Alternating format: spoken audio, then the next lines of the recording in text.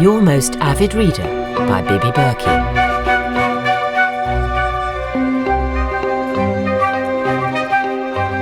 I've been a fool so long about you that I had to end it one way or another. If you want to stay silent, then so be it. Part of me dreads what you might have to say. Is it over? Will you let it be over?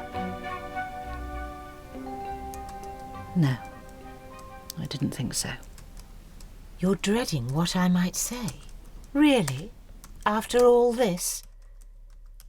I do think you're a fool, if you must know.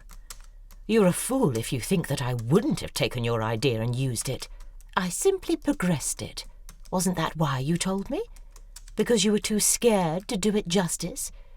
It wasn't me who was stupid enough to let such a thing slip. And anyway, do you seriously think that a few years of scribbling rudimentary teenage claptrap would have guaranteed you a writing career? For all you know, you might still be struggling now, trying to get someone to notice your idea.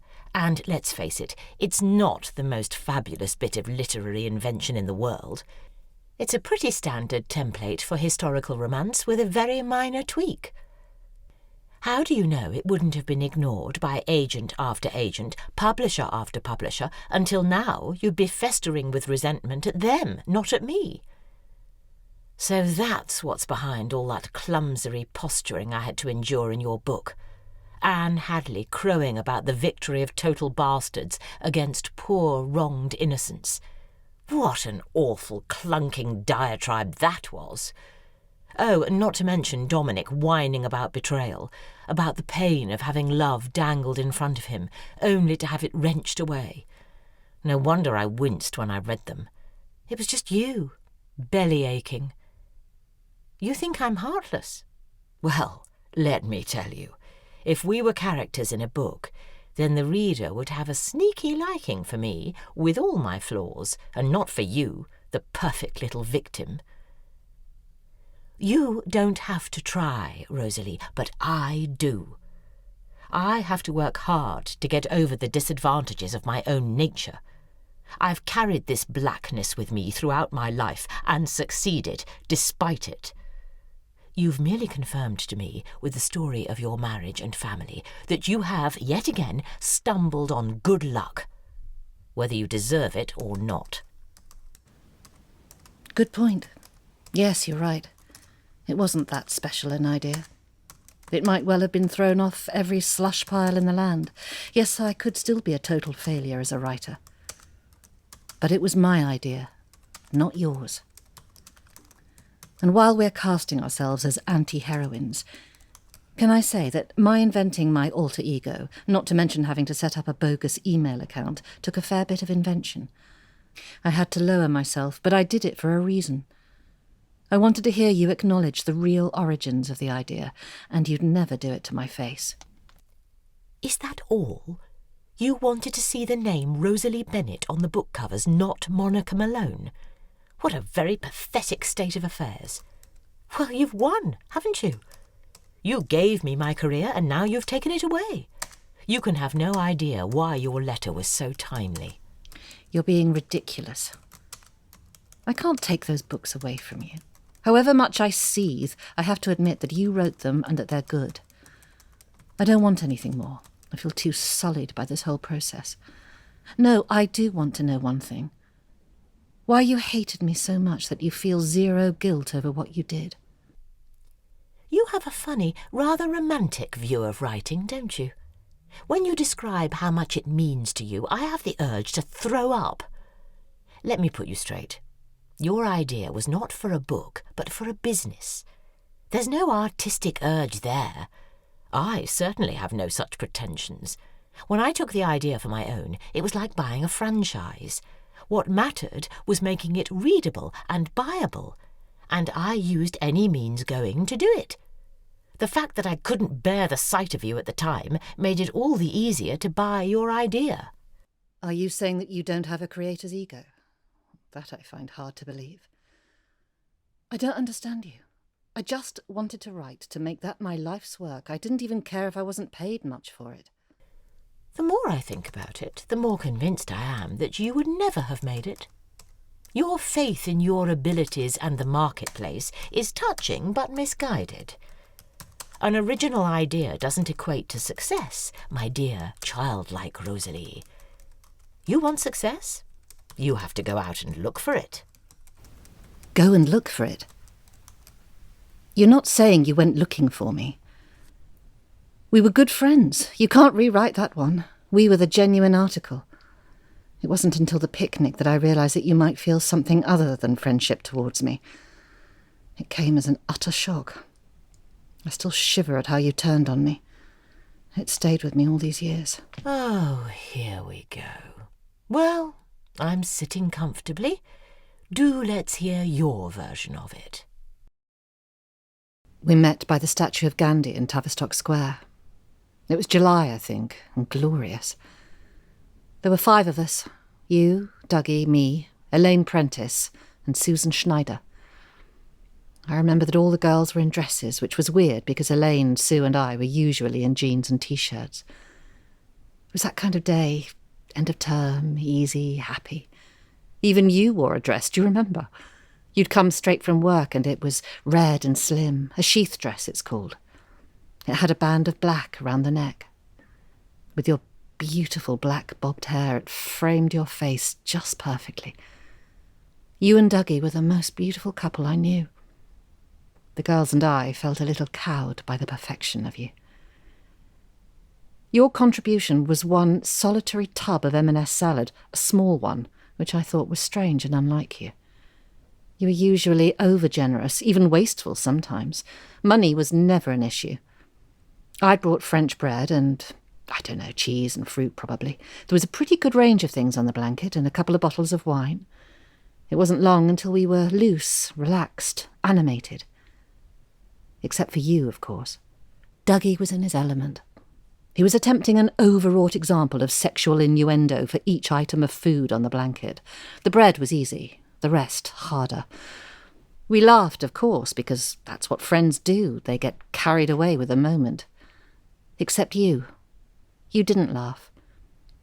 Dougie was drunk and in very high spirits. At one point he laughed so suddenly that he spat out the entire contents of his mouth. I told him off jokingly, and I glanced across at you with a "what is he like?" kind of look on my face, and you... Well, Monica, you sneered at me. You actually sneered. Doesn't sound much to say it, does it? But it stopped me dead. It cut through me. You, my newest and already most dear friend, looked at me with total contempt. I didn't know what to do. You might as well have grown an extra head. I was so shocked. But I forgot it at once, or tried to, convinced that I'd misread it. I'm certain, however, that you scowled through the next 10 or so minutes, at least until Dougie started harping on about his coterie of beautiful girls. I was getting uneasy, sensing that you weren't finding any of this funny. He leant forward, crushing the cakes, and tried to catch me round the waist, but I dodged him. The next thing I knew, he was standing up, rather unsteadily, and making his way towards me. I looked at you, and you looked at me. In your eyes, I saw pure, perfect hate. I'd never seen it there before, not directed towards me, anyway. Your husband came and grabbed me round the waist, and I yelped because I'd been held so securely by your gaze that his sudden touch was like a lightning bolt. "Look at this tiny waist, Mon," he called out to you. "I can put my hands around it. These girls need feeding up." I couldn't get away. I kept looking back at you while trying to extricate myself. "Built like children," he tutted. "Chuck us a cream bun." You ignored him, kept your gaze on me. "Dougie, piss off," I said. "Go back to your wife. Go and put your hands around her." "Can't get my hands around her waist," he said. "Can I, darling? Good job I like 'em chunky." I had no choice but to laugh all this off. These things are awkward. I remember thinking how badly timed my laughter was. I was on edge with the thought that you might read some sort of collusion between me and Dougie, that we were mocking you. But surely none of this would bother you, a refined, intelligent woman like you. All the same, I felt I needed to side with you, to prove my loyalty. "Dougie, you're a total arsehole, I said to dismiss him. You spoke to me while rummaging in your handbag. Do you know, Rosalie, it sounds very vulgar when you talk to my husband like that. I don't like hearing you calling him Dougie, let alone an arsehole. I couldn't answer that. Still can't, really. Was that familiar version of your husband's name your copyright or something? Shouldn't you have told me so? I remember Sue feeling that she needed to smooth things over and kept trying to engage me in academic conversation. But I was acutely conscious that you were hurt, and now and again would try and draw you in, but you were having none of it. When we got up to leave, I recall feeling something like a wound opening up inside me. I was in constant confusion, questioning. Think, what did I say that was so hurtful? It's not too late to take it back, perhaps. Are you coming to the pub? I asked, and I slipped my arm through yours so that we could walk there as we always did, each other's property. You just stared at me, held me in the tractor beam. No, you said. Oh, I asked, you sure? One day, you said, I won't have to mix with desperate and scheming little losers like you lot. And you pushed me. Nobody saw, but you jabbed your finger into my shoulder blade, and I stepped back and caught my foot on a glass. I raised my foot, I remember, to stop myself breaking the glass, and I just fell, tumbled back right onto my arse, slapped back onto the remaining picnic food. I was terrified. Isn't that funny?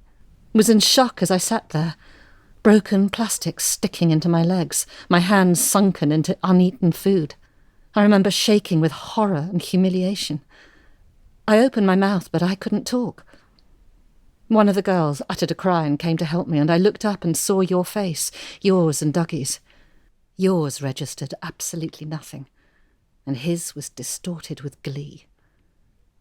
You prat, he said to me, and he just brayed, the evil little fucker. I was never quite sure about him, but this clinched it. Anyway, he didn't matter. What really left me reeling was you. I'd never encountered such a sudden withdrawal of all previous affection, certainly not among adult friends. If you'd have shot me, it wouldn't have been any more surprising. You walked away then, just turned your back, and I watched you as you left. Your beautiful, strong body in that bold red dress, swinging your handbag and reaching for your husband's loose hand. You just swept him up and took him away from us.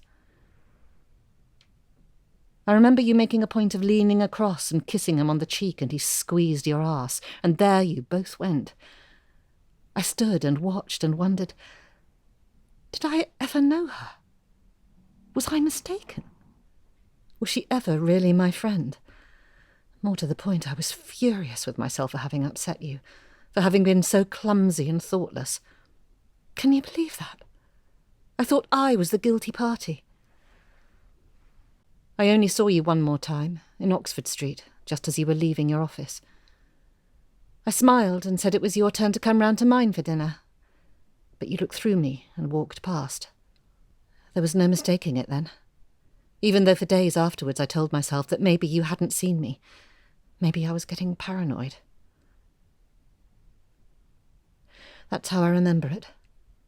A shocking tearing apart of two people. And to this day, I don't understand why.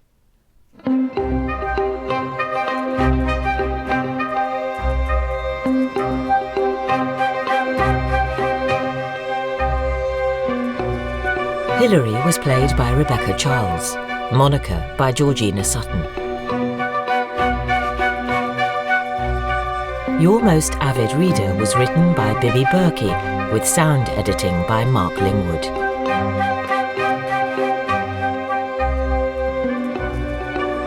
It was made by Tempest Productions and brought to you with the kind support of Rattlesnake Books, an established seller of books, maps, ephemera, art and curiosities. Rattlesnake Books can be found on Instagram, Etsy, Abe Books and Biblio.